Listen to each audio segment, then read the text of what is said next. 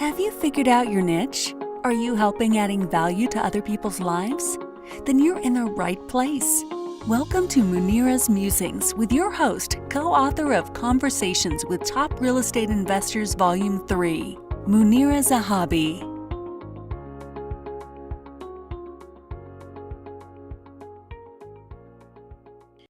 Greetings from Chicagoland. This is Munira coming to you live from Chicagoland, and I am the niche navigator. And my guest today is Chris Salem. I met him this weekend, and he's an excellent personality, very magnetic personality, and I must say addicting. So, hi Chris, thank you so much for being here. Hi Munira, how you doing? It's a pleasure to be here. I'm good. Thank you so much for taking our time to speak. Oh, absolutely, a pleasure to be here. So I know that you have created a term called Prospreneur. Prospreneur. Okay, so tell us about that. Well, the whole concept of Prospreneur, it's kind of funny. It came into my sleep about 5-6 years ago. Woke me up out of a dead sleep, like to the point where I was awake, and I normally wake up at 4:30, but this got me up at 1:30 in the morning, and I didn't go to bed. I remember going down to my office here in my home and Googling Prospreneur and prosper this, prosper that, newer this, newer that, to see if that name was used in any way or any combination, and I could not find anything. And I felt that the whole reason why this came about was that I felt that in the entrepreneurial world, when people are looking to build their businesses, many times they don't factor in the fact that their wellness is really their best friend in this equation. Because without a wellness foundation, you can't really experience true prosperity or wealth as a result of what your business can do for you. So it's basically the whole premise of Prospreneur is when your wellness is in alignment with your wealth principles, that you can experience true prosperity. And wellness is not just physical wellness like nutrition, exercise. It's the 8 pillars of wellness: social wellness, emotional wellness, spiritual wellness, financial wellness, physical wellness, intellectual, occupational, and environmental. And when you're able to strike a balance, never perfect, like almost like a seesaw, never gonna be like that, but if you're like this, when you have that in alignment with your wealth principles, your business, your net worth, your freedom, that you're doing something you love to do, serving your purpose, your passion, that we can experience true prosperity on all levels. And Prospreneur is trademarked. I own the rights to it. And it just defines everything that I'm all about personally, and where I help people to find that within themselves and what they do. Wonderful. So tell us a little bit about yourself, Chris. So a little bit about myself. I'm happily married to my wife, Maria. I have a 11-year-old son going on 12 who's very active in sports. I'm very active in his activities as a youth sports coach. That's why I started a nonprofit called Empowered Fathers in Action, dedicated to strengthening the father-son bonding process so that we can produce future leaders in our homes, our communities, and our businesses from a place of higher self-esteem and habits and disciplines that serve in an interdependent rather than a codependent way. So that being said, my story, working, I'm a business influence and emotional intelligence strategist. So I work with, entrepreneurs and business leaders and businesses to help build and protect their brands by raising their level of influence. But how I go about doing that is determining what is hindering their progress from a mindset perspective. So we get to the root cause of their limited beliefs to uncover what is there so that we can shift them to a growth mindset to not only build their success foundation, but to sustain it to levels they've never imagined. And in the business world, I do this because it affects communication. So it helps to improve workplace communication, employee engagement, performance in sales, and creates better efficiency and more productivity for organizations. So, but it was not always that case for me. I grew up throughout my 20s struggling. I always had a great work ethic. But every time I would make money, I would lose it just as fast because I really would sabotage situations because of my own limited beliefs. And as a result of that, I would mask that feeling that I had through my addictions. I had a very addictive personality. I was addicted to bouts with drugs and alcohol, sexual addiction. And I really, really had a tough life my early years. And it was through the ability to really find a place of peace from within in the present moment that I was able to find a process that allowed me to not only develop a success foundation, both with my personal life and my business, but to actually sustain it, which leads into the sustainable success formula that I work with people on, that looks at life and business as one, and that even when there are setbacks and challenges in your personal life and business, you don't look at it as in a bad way. You embrace it. You embrace it in a way that you can see the opportunities and blessings disguised in it, because it's going to mold you into something even greater than you imagined. And with having the right habits, disciplines, and tools that become patterns, you're able to go through that and really elevate yourself to a higher level. So that's something I learned personally, and and it's changed the quality of my life over the last 20 years, going from a person with no direction and spinning his wheels to someone who is very focused, committed, and dedicated to what he does. What triggered the change? Because that's what nobody understands, right?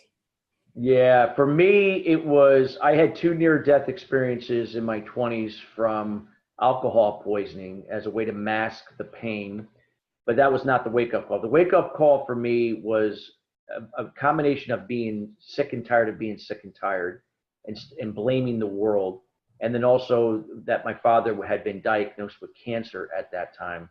And my dad was the root cause to my limited beliefs. So my dad and I did not have a very good relationship, because my dad couldn't be the father I wanted to be, because he didn't know how to. He only knew he could only do what he knew from his childhood.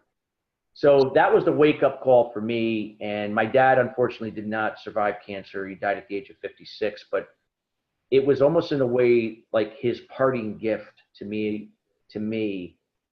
to make this change in my life, that I didn't have to live like this anymore and keep living in struggle, denial, from a level of low self-confidence and self-esteem, even though I projected it otherwise, that I could, I had the power to change my life. No one else could. I had to take responsibility. And I was able to develop a process through Eastern meditation and philosophy and other programs to make that shift. Thank you for sharing that. I appreciate it. So did you start yoga and meditation and all of that stuff when you talk Eastern medication? Yeah, I mean, I've been doing yoga since 1995. So I had started doing yoga before I made this change. It was really the meditation and the journaling that played a major role in me getting in present and getting to the root cause of my limited beliefs. And in the last 20 years, there is no validation. I don't need validation. And I work with people to let them know that you don't have to seek validation outside of themselves. Stop trying to pretend to be somebody else or striving to be someone else. Be yourself. So it was a major shift for me, and an enlightenment that compelled me to go out there and share this story with others, and to help not only people in business, but also in their personal lives. So I've never had a problem with money. Money always was comfortable. I became financially free at the age of 36. I'm 50, going on 52. But it was something that the good news was that because of my work ethic, I really understood the laws of prosperity. Give without expectation, receive without resistance. So awesome. I like that. You are a published author, and I got your book this weekend. Yeah, thanks. Great. I read this one chapter here. It says, know your why, but the best one is step into your fear. Now, most people say get clear. Could you a little bit elaborate on this chapter? Yeah, so what's stepping into your fear is that when you're going through the process to determine where your limited beliefs are holding you back, oftentimes people will experience or run their lives in the past and the future. And that's where fear resides. Fear resides in the past. When it's projected into the future, it is experienced through anxiety or various levels of anxiety. Anxiety leads to procrastination. So this is what often stagnates people in progressing to the next level in their life and business. Fear is something that in the past you had, that you felt you didn't measure up to something. You weren't good enough. You didn't have your skill. You didn't have the skills to do certain things. So you have fear. When you bring that into the moment, into the future, you project that that's going to happen again. So when we talk about stepping into the fear, we talk about stepping into your fear so that you can go deep to the root cause to find out where that fear actually comes from. Now, there's actually there's fear, like if somebody were, hanging you over a cliff by your ankles. Okay, that's fear you're never going to be able to do away with, right? Because that's a life threatening. But oftentimes most people experience fear in non-life threatening situations, and it's that fear that can really have a crippling effect on your mindset as well as your body. It creates stress. Stress leads to inflammation, raises cortisol, that gives the inflammation, and that's what triggers disease. So the whole idea is, by stepping into the fear, we're doing this because we don't want to manage the problem. We want to get to the root cause of the problem. So stepping into it to get to, somewhere in your subconscious mindset where those limited beliefs resonate, where they connected to. In my line of work, there's so many people who want to start something new, who want to step out of their old jobs and start something new, and they want to do it, but something's holding them back. What do you tell those people? So what I tell people is that you have to be able to get into the present moment, because if you're in the past and the future, you're going to overanalyze, overthink, and self-sabotage the situation. So the key is that you have to be able to, the ultimate thing to do is to get to the root cause of your limited beliefs. So it's kind of like, and that doesn't happen overnight. It can be a process. It can take a little time. You do this through meditation and journaling. And by meditating, as you get into the rhythm of meditating and being in the present moment, you have more clarity. And when you have more clarity, you have the ability to pick up things from your subconscious mindset that you were oblivious to before. You just knew that you weren't where you wanted to be, or you had fear about something. And then the journaling allows us to take that out of our heads onto paper, so that now we can visually see it. So we begin to see where these patterns that are holding us back, and then be able to trace it back to where it originated from. And it's often a parent, either a father, mother, or some type of an authoritative figure that had an impact on you before the age of 10. I love that, but you brought up the fact that this journaling, you said you journal in the morning, now you brought it up again. Tell me about the fact that when you journal, what is it that you write about, and how do you think that helps people? Is that like therapeutic for you? I guess if you want to call it that. I don't like to use therapy, because I always associate therapy with managing the problem. I'm all about, solutions. So I feel like, with the meditation and journaling, what it does is it not only helps us to get to the root cause of our limited beliefs, but it also allows us to build from a clear foundation. When we eradicate it and we eliminate it, we can then build our solution with the right habits and disciplines to move forward. So the meditation and journaling is consistent. It never goes away. It becomes part of your life every day. But what journaling does is it allows us to take that information out onto paper. We're not overanalyzing everything. And I don't know what I'm going to write. Whatever is going to come out of my head. It could be something how I'm feeling, something that it may not make any sense at that time. Maybe it might be some brilliant idea that might become a future business. Who knows? And there's no amount of words you're going to write. You could be one word, it could be a sentence, it can be, a few paragraphs. It's all about just taking what's there and putting it on paper, because it allows us to look at ourselves if like a third party were looking at us. You ever notice that you can give great advice to someone, but you can't give the same advice to yourself? Now you can. Not with this process, you can. So you don't have to ask somebody else. Habit and a discipline that becomes a pattern that done every day will benefit you in shifting you from a fixed mindset to a growth mindset. It'll shift you over time from being codependent to being interdependent, and that will affect the way you communicate with yourself, with people, taking action, following through, and be able to go through setbacks and challenges in a proactive way, knowing that's going to get you ahead in the long run. So for those people who are new to journaling, people like me, I've never done it. What do you suggest? Do you suggest just take a piece of paper and write it, or do you type it, or what do you think? No, I would say, just get just a basic journal, something like can be a notebook, at a CVS or any drugstore.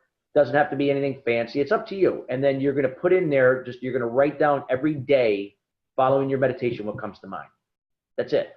If you want to put a section for your goals there and your affirmations, you can do that too, okay? But that's not what the purpose of journaling is. That's something separate. But the journaling is just to write whatever comes to mind following the meditation. Again, no overthinking or overanalyzing anything. Just write what comes to mind. That's it. So do you handwrite it, and then do you go I do it the old-fashioned way. I adhere through my arm onto the paper. Thank you. So folks, if you're going to remove yourself from the negativity and step into the fear, out of the fear, then you want to start journaling, because I think that is a true thing. And if I'm going to start writing, then I hold you accountable to do it too. And let's do it together. Just put our thoughts on paper. And like Chris said, one word, one sentence, or a few paragraphs. Who knows? It could turn into a book. Who knows? A lot of people take that, and again, that's where there's a lack of clarity. When there's a cluttered mindset, fixed mindset, and it's cluttered, there are so many opportunities that are right in front of you, and you don't see it. Wonderful. Don't even see it. Well, thank you so much for your time. I appreciate you, and we get in contact with you. Well, the best way would be to check out the websites, www.christophersalem, that's one word, CHRIS, so it's Christopher Salem, SALEM.com. You'll find information about what we do in terms of working with individuals as well as businesses to scale their businesses to all two levels, through building your level of influence and building your success foundations. And then also using the same principles through our nonprofit Empowered Fathers in Action, also known as EFA Movement. And that could be, you could find that at efamovement.org. That's efamovement.org. Otherwise, connect with me on LinkedIn, best place to connect with me. Facebook as well, but it's hard for me to add because I'm at that max. But LinkedIn is probably better because I usually check LinkedIn more than I do Facebook. It's where the professionals lay, right? That's where they hang out. So anybody wanting to connect with Chris, go ahead, find him. Also tag him on our post. He's available on LinkedIn, like he said, and go ahead and check it out, because you never know what you're going to learn. And if you want this book, it's on Amazon. It's one of those international bestsellers. And you know what? It's on Amazon and Barnes and Noble as well. And there's an Audible version. So if people just want to listen and not read, there's an Audible version too. I don't usually promote books, but I read this on the plane and I was like blown away, and I'm like, this is what I need. So I'm going to start journaling, and the fear part, because I always say that you become clear when you let go of the fear. That's what I say. And that's my story, and I'm sticking to it. I love it. Love it. So thank you so much, Chris. I appreciate you. And thank you for everybody watching. If you like this channel, go ahead, like, share, and subscribe. And we're going to have another guest in a few days. So watch out. Munira's Musings over and out. Thank you. Thank you for listening to this episode of Munira's Musings with your host, Munira Zahabi. If you enjoyed our show, please share and subscribe to this channel. And for more content, please join our Facebook group